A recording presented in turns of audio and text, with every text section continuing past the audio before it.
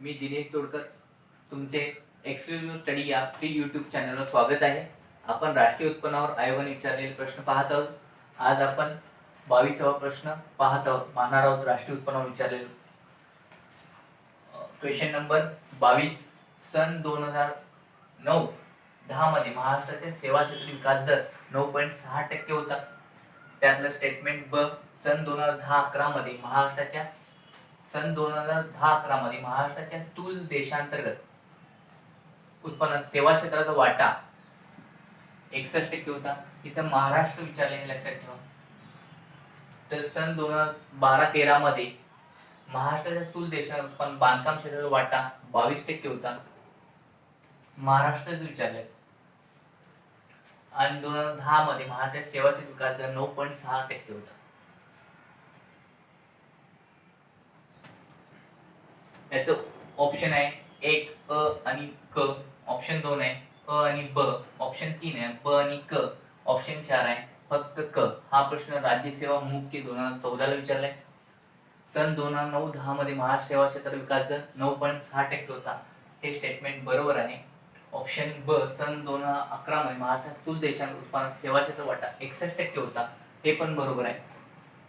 आणि क. सन 2012-13 महाराष्ट्राच्या स्थूल देशात बांधकाम क्षेत्राचा वाटा 22% होता. हे चूक आहे. नेहमी महाराष्ट्राचा विकास दर महाराष्ट्र एक विकासशील राष्ट्र आहे, त्यामुळे त्या सेवा क्षेत्राचा विकास दर नेहमी जास्त असतो भारतापेक्षाही.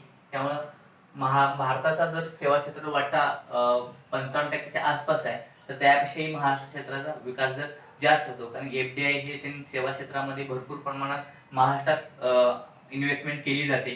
त्यामुळे नेहमीच महाराष्ट्राचा विकास दरही जास्त राहिला जातो. सेवा क्षेत्राचाही वाटा जास्त आहे महाराष्ट्राचा. त्यामुळे याचं उत्तर आहे अ आणि ब. Question number 23. हरित स्थूल देशांतर्गत उत्पन्ना संदर्भात खाली योग्य विधाने विचारल्या. योग्य आणि अयोग्य ह्याच्यावर नेहमी लक्ष ठेवत जावा. आपण इथं चुकतो, योग्य आणि अयोग्यामध्ये लक्षात राहत नाही.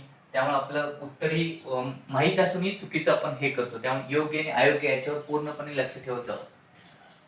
स्टेटमेंट 1 आहे 1990 मध्ये हरित स्थूल देशांवर उत्पन्नाची संकल्पना विकसित करण्यात आली.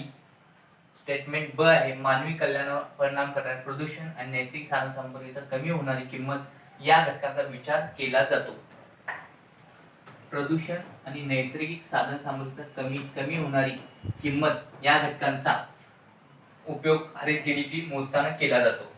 त्यानंतर ऑप्शन स्टेटमेंट क. सन 2000 पासून चीन मध्ये हरित स्थूल देशांतर्गत उत्पादनाची मोजमाप सुरू आहे. चीन मध्ये 2000 पासून हरित स्थूल देशांतर्गत उत्पादन मोजमाप सुरू आहे. ऑप्शन 1 आहे अ आणि क, ऑप्शन 2 आहे ब आणि क, ऑप्शन 3 आहे अ आणि ब, आणि ऑप्शन 4 आहे फक्त क. हा प्रश्न राज्य सेवा मुख्य 2014 ला विचारला होता. लक्षात घ्या. याचं उत्तर आहे अ आणि ब. इथं हरित GDP म्हणजे आपण संकल्पना पहिला समजून घेऊया. हरित GDP म्हणजे जे आपण GDP मोजत असताना म्हणजे GDP किंवा राष्ट्रीय उत्पन्न मोजत असताना जे वस्तू आणि सेवा एका आर्थिक वर्षात म्हणजे 1 एप्रिल ते 31 मार्च या आर्थिक वर्षात जेवढे वस्तू आणि सेवा उत्पादित होत होतात त्यांचे पैशातील मूल्य म्हणजे राष्ट्रीय उत्पन्न. आणि GDP म्हणजे देशांतर्गत म्हणजे एका सीमेच्या आत ग्रॉस डोमेस्टिक प्रोडक्ट म्हणजे एका सीमेच्या आत जेवढ्या सेवा देशाच्या सीमेत म्हणजे हा देश आहे, ह्या सीमेच्या अंतर्गत जेवढ्या सेवा आणि वस्तू उत्पादित होतात त्यांचे पैशातील म्हणजे GDP. आता हरित GDP म्हणजे काय? ज्यावेळी आपण GDP मोजत असताना काही प्रोडक्ट किंवा निर्माण करत असताना प्रदूषण होते, नैसर्गिक साधनसंपत्तीचा ऱ्हास होतो, हे त्यातून वजा करावं लागतं. कारण की ते झालेली ती व्हॅल्यू कमी झाली ती वजा केलं जातं आणि जी GDP कॅल्क्युलेट होते किंवा येते त्याला हरित GDP म्हणतात. म्हणजे GDP वजा जेवढे नैसर्गिक साधन सामुग्रीचा ऱ्हास झालेला आहे, नैसर्गिक साधन सामुग्रीचा ऱ्हास बरोबर हरित GDP. आणि या संकल्पनेची सुरुवात 1990 ला झाली. हे बरोबर आहे स्टेटमेंट. आणि मानवी कल्याणावर परिणाम करणारे प्रदूषण आणि नैसर्गिक साधन सामग्री म्हणून कमी होणारी किंमत या घटकाचा विचार केला जातो. म्हणजे ह्यातून जीडीपी मधून वजा केलं जातं, तेव्हा हरित जीडीपी मिळते. आणि ऑप्शन 3 आहे 2006 पासून चीन मध्ये हरित स्थूल स्टेटमेंट 3 आहे. सन 2000 पासून चीन मध्ये हरित स्थूल देशांतर उत्पादन मोजमाप सुरू झाले. हरित जीडीपी मोजण्यास सुरुवात पहिल्यांदा चीनने केली, पण ती 2000 ला नाही तर 2006 पासून सुरुवात केली. त्यामुळे हे स्टेटमेंट चुकीचं आहे. त्यामुळे ऑप्शन अ आणि ब. आणि भारताने हरित जीडीपी मोजण्याचं ठरवलं होतं 2015 ला, पण ते शक्य झाले नाही आणि त्यासाठी पार्थ दासगुप्ता ही समिती नेमलेली होती. 2015 ला भारत मोजणार होता, 2015 ला, त्यासाठी पार्थ दासगुप्ता समिती नेमली होती. पार्थ दासगुप्ता समिती नेमली होती आणि 2015 ला भारत जीडीपी हरित जीडीपी मोजणार होता. त्यानंतर ऑप्शन प्रश्न 24वा. समजा 2010-12 मध्ये उपभोग खर्च 12 कोटी, गुंतवणूक खर्च 8 कोटी आणि शासनाने प्रकल्पावर केलेला खर्च 10 कोटी, तसेच निर्यात 5 कोटीची व आयात 6 कोटीची, निर्यात 5 कोटीची, तर स्थूल राष्ट्रीय उत्पादन किती? हा मॅथमॅटिकल प्रश्न विचारलाय. हा प्रश्न राज्यसेवा मुख्य 2014 ला आहे. म्हणजे आपण जीडीपी मोजायचंय त्यावरून आपण अप्लाइड क्वेश्चन आहे. जर तुमची कन्सेप्ट क्लिअर असेल तर हा प्रश्न तुम्हाला सोडवता येईल. याचं ऑप्शन 1 आहे 41 कोटी, ऑप्शन 2 आहे 29 कोटी, ऑप्शन 3 आहे 15 कोटी आणि ऑप्शन 4 आहे 25 कोटी. याचं उत्तर आहे 29 कोटी. म्हणजे ह्यामध्ये जीडीपी स्थूल राष्ट्रीय उत्पन्न याचा आपण फॉर्म्युला बघूया. ग्रॉस नॅशनल प्रोडक्शन बरोबर जीडीपी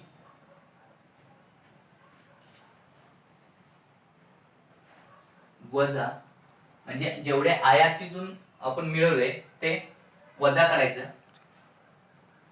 जेवढी आपली आयात झाली ती वजा प्लस निर्यात,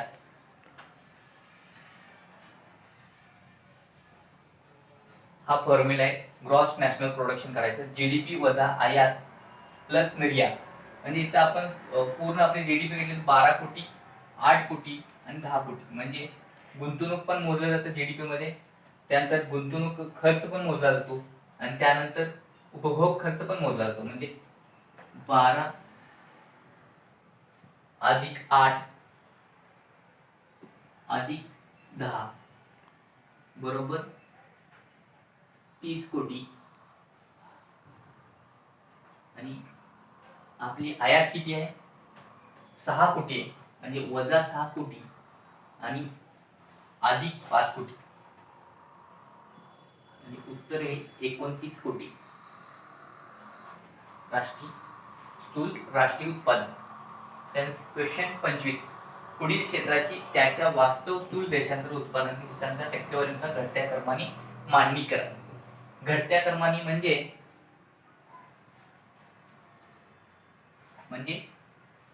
जास्त पासून कमीकडे.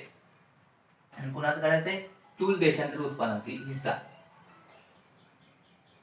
ऑप्शन 1 आहे कृषी, ब उद्योग आणि क सेवा यांच्या घटत्या क्रमाने जीडीपीतील वाटा ठरवायचा. जीडीपी मध्ये सध्या सेवा क्षेत्राचा वाटा 55% आहे, उद्योग क्षेत्राचा 29% आहे आणि कृषी क्षेत्राचा 16%, 16.5%.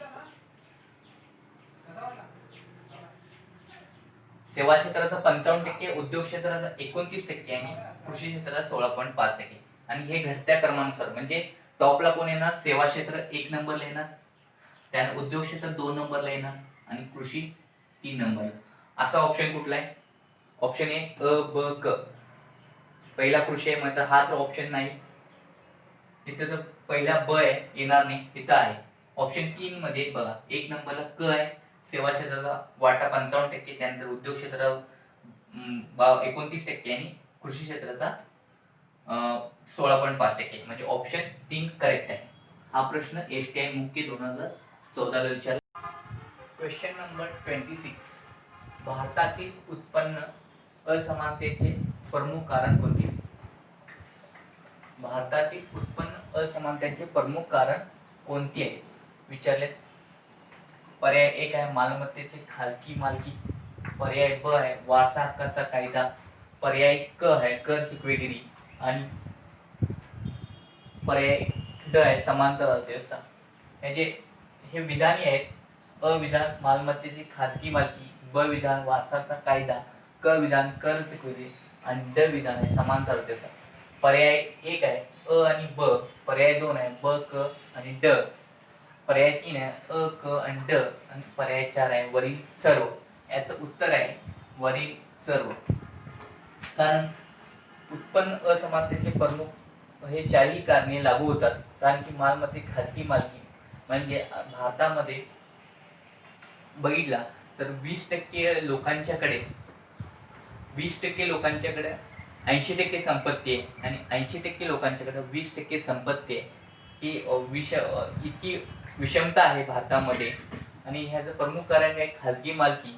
म्हणजे आज उद्योगपतींच्याकडे बोटावर मोजणाऱ्या उद्योगपतींच्याकडे भारतातील जवळजवळ 70% संपत्तीचे केंद्रीकरण झालेले आहे.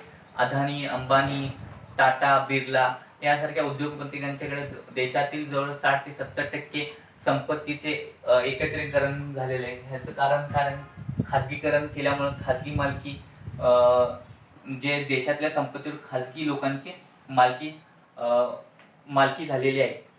त्यानंतर वारसा हक्काचा कायदा, कर चुकवेगिरीमुळे पण आर्थिक विषमता वाढते. कारण की देशातल्या कर व्यवस्थित न दिल्यामुळे लोकांच्या सरकारकडे पैसा येत नाही, त्यामुळे विकास कामावर पैसा खर्च करता येत नाही आणि ह्यांच्यामुळे कर चुकवेगिरीमुळे पण आर्थिक विषमता वाढते. आणि त्यानंतर समांतर काळ्या पैशाची तर भारतामध्ये समांतर अर्थव्यवस्था आहे. ती जी आपली अर्थव्यवस्था त्यापेक्षा मोठी अर्थव्यवस्था म्हणतात की काळ्या पैशाची मोठी अर्थव्यवस्था आहे.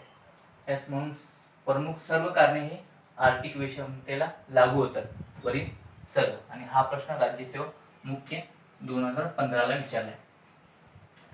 त्यानंतर क्वेश्चन नंबर 27. खालीलपैकी कोणत्या वर्षी स्थूल देशातील उत्पादन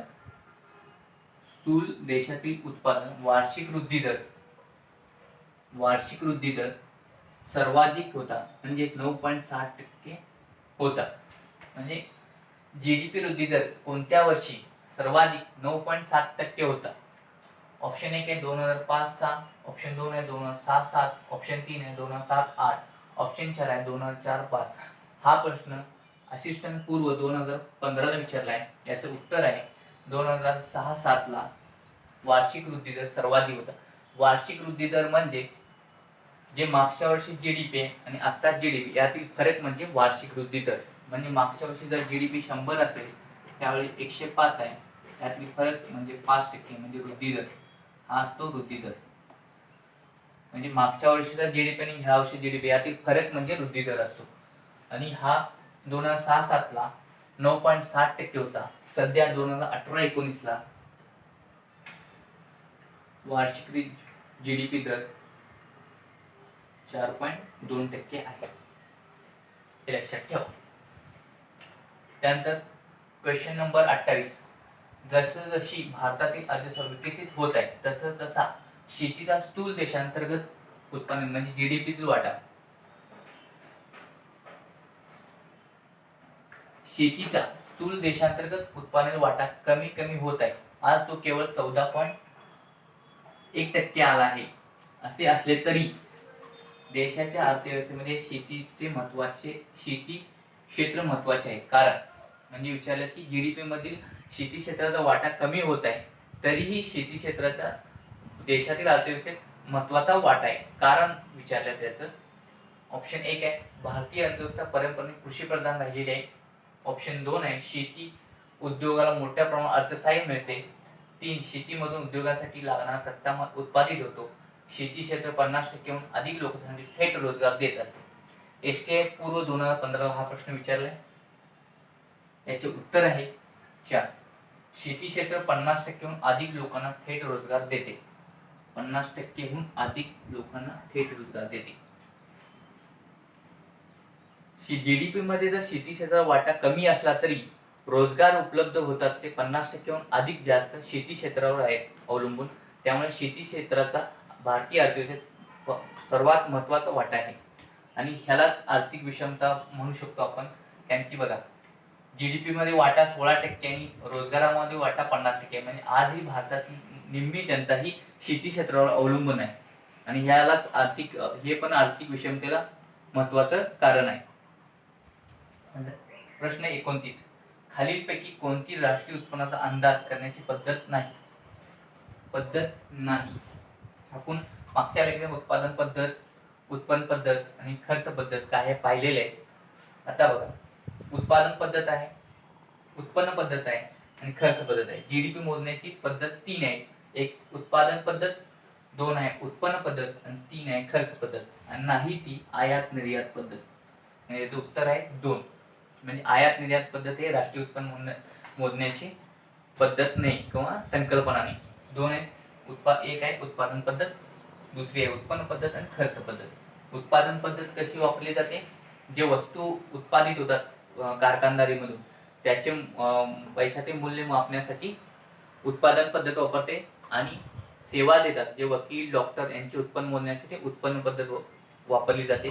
भारतामध्ये 2च पद्धत वापरली जातात, उत्पन्न आणि उत्पादन पद्धत. खर्च पद्धत वापरली जात नाही, हे नमूद करून घ्यावे. त्यानंतर क्वेश्चन नंबर 30. 2013-14 मध्ये स्थूल देशांच्या उत्पन्नात सेवा क्षेत्राचा हिस्सा टिंब होता. हा प्रश्न एडीओ पूर्व 2016 ला विचारला आहे. ऑप्शन 1 आहे 26.2%, ऑप्शन 2 आहे 45.5%, ऑप्शन 3 आहे 54.1%, ऑप्शन 4 आहे 59.9%. याचं उत्तर आहे 59.9%. म्हणजे 2013 मध्ये स्थूल देशांचं उत्पन्न सेवा क्षेत्राचा 59.9% होता. तर उद्योग क्षेत्राचा 26.2% होता. हा उद्योग क्षेत्राचा होता आणि हा सेवा क्षेत्राचा होता. सध्या 2018-19 सेवा क्षेत्राचा वाटा आपण प्रत्येक लेक्चरला पाहतोय. सेवा क्षेत्राचा 2018-19 ला 55% आहे. तर कृषी 16.5% आहे आणि उद्योग 29.5%. बघा, जीडीपीवर क्षेत्राचा वाटा किती आहे याच्यावरच आज आपण बघितले त्याचे 8 ते 9 प्रश्न याच्यावरच आहेत आणि करंटवर पण याच्यावर प्रश्न आहेत. म्हणजे आता सध्याचा जीडीपी वाटा किती कुठल्या क्षेत्रात आहे पाहायला पाहिजे. तुम्ही नेटवरून पाहून घ्या आणि ते आपण 18-19 दिलंय, त्या 19-20 पण तुम्ही पाहून घ्या. आणि इथे आपले 30 क्वेश्चन झालेले आहेत राष्ट्रीय उत्पन्नावर. तुम्हाला हा व्हिडिओ कसा वाटला जास्तीत जास्त शेअर करा आणि कसा वाटला त्याबद्दल कमेंट बॉक्समध्ये कमेंट करा. जास्तीत जास्त शेअर करा आणि चॅनेल सबस्क्राईब करा. धन्यवाद.